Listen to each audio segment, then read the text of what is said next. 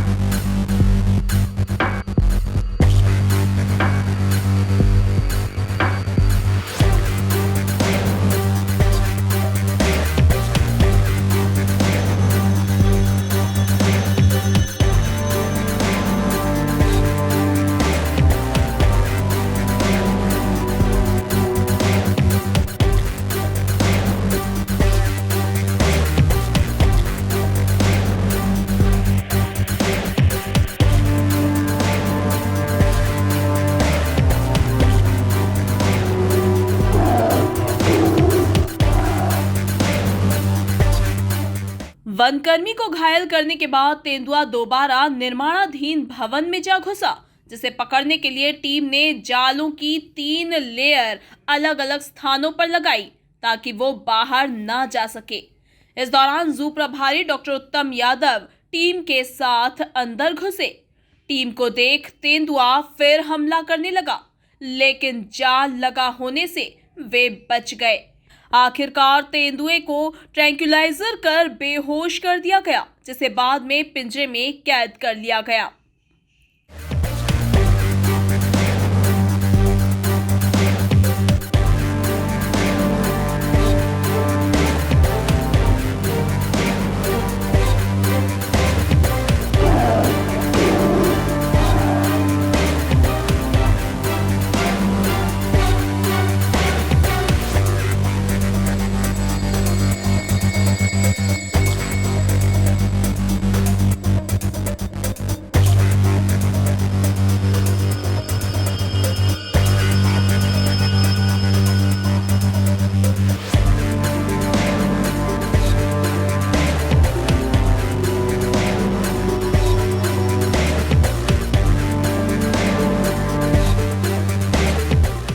इस rescue operation को कैसे अंजाम दिया गया, आप खुद ही सुनिए डॉक्टर उत्तम यादव की जुबानी।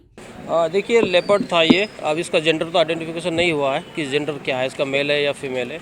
अभी हम लोग उसको जाके मेडिकल एग्जामिनेशन करेंगे, लेकिन फिलहाल जो 2 दिन का जो स्ट्रेसफुल माहौल जो इसी एरिया में बना था, उससे आज ज़रूर निजात मिली है।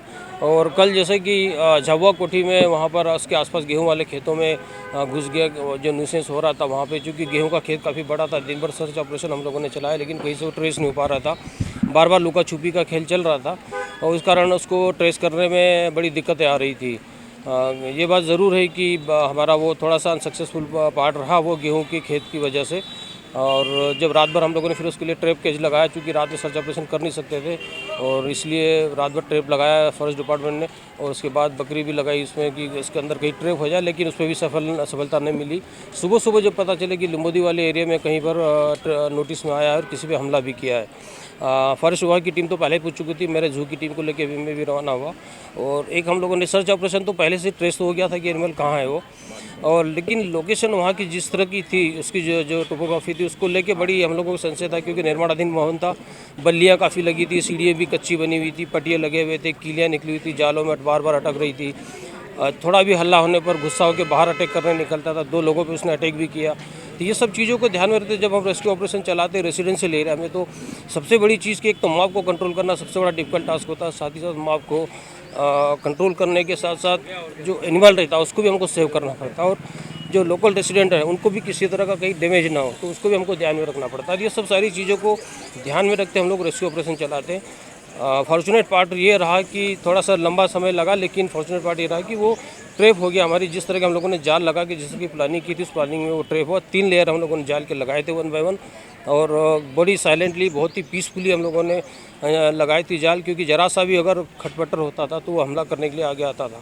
हमारे ऊपर भी उसने 2 बार हमला किया, लेकिन चूँकि जाल लगे हुए थे, हम लोग थोड़े अलर्ट थे, तो उसमें किसी को कोई इंजरी नहीं, किसी को नुकसान नहीं हुआ। फाइनली धीरे धीरे जो हम लोगों ने प्लान किया था उसमें सफलता मिली। सारी जालियों के अंदर हम लोगों ने उसको ट्रेस किया। फाइनल वे में जब हम लोगों ने 10 लोगों की टीम लेके मैं अंदर गया, और एक साथ हम लोगों ने बल्लियों से जो जाल लगा था उसको हम लोगों ने उसको बल्लियों से उसको दबाया, और एक साथ अटैक किया ताकि उसको किसी भी तरह का भागने का मूवमेंट ना मिले, उसको मूवमेंट करने का चांस ना मिले। तो ये इस तरह का हमारी जो रणनीति थी उसमें सफलता मिली, और ट्रैप हो गया।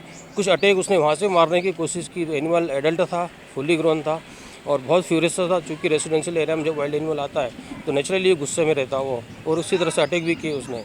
उसी समय हम लोगों ने उसको एक सिंगल डॉट लगाया। देखिए, अभी उसका मेडिकल एग्जामिनेशन हम लोगों ने किया। अभी जू जब जाएगा, जब हम लोग उसका थॉरोली एग्जामिनेशन करेंगे कि क्या प्रॉब्लम थी कि इतने समय तक रेसिडेंशियल एरिया में वो बना रहा। नहीं, देखिए, वो जो डोज रहता है उसमें बहुत सारे फैक्टर रहते हैं। एनिमल का फ्यूरियस लेवल क्या है, एनिमल का वेट क्या है, बीमारी की कंडीशन तो नहीं है, कितना उसका वेट है, डेबिलेटेड तो नहीं है, एमिसेटिक तो नहीं है, स्टारवेटेड तो नहीं है। तो ये सब सारी चीज़ों को ध्यान में रख के हम लोग डोज कैलकुलेट करते हैं, और उसी हिसाब से हम लोगों ने प्लान किया था। वो भी सक्सेसफुल रहा। विदिन 10 to 15 मिनट सीडेट हो गया, मेडिसिन अचीव हो गई, और सीडेट होने के बाद उसको जान में लेके एनक्लोजर में डाल के अभी हम लोग उसको जू ले जाएंगे, वहाँ पर उसका एग्जामिनेशन होगा। उसके बाद फिर जब सारी चीज़ें ऑन द ट्रैक होगी, फिर फॉरेस्ट डिपार्टमेंट का फाइनल डिसीजन होगा कि उसको किस जंगल वाले एरिया में छोड़ना है। सीसीएफ एचएस मोहंता ने कहा कि यहाँ लोगों का सहयोग मिला है।